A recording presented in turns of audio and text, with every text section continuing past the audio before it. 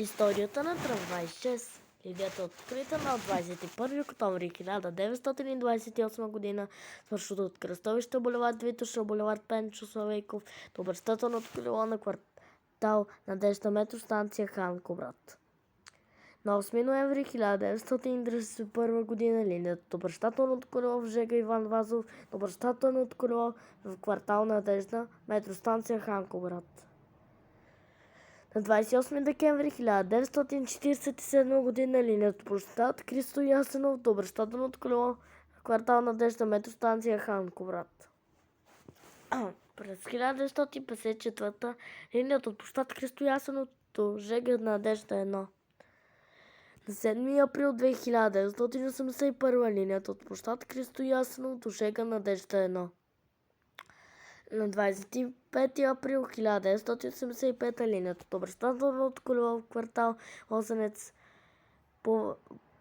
до обръщателното колело в Жега Надежда 1. През ноември 1985 линията с маршрут от обръщателното колело в квартал Лозенец до обръщателното колело в жилищен комплекс Надежда 3.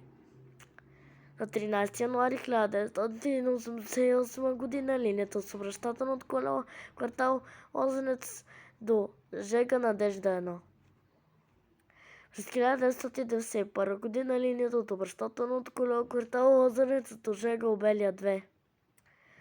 На 21 април 2003 линията от обръщателното колело в квартал Лозенец до Жега Връбница 1.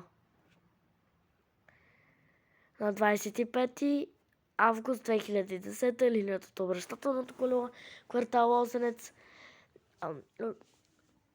до обръщателното колело в Жега Обелия 2. И последната промяна на маршрута линията на 16 март 2016 линията е от Жега Иван Вазов до Жега Обелия 2. Линията е обслужвана от Песа Суинг и от Инекон и някога може би има и Татери. Това беше за днес. Ако ви харесва видеото, абонирайте се.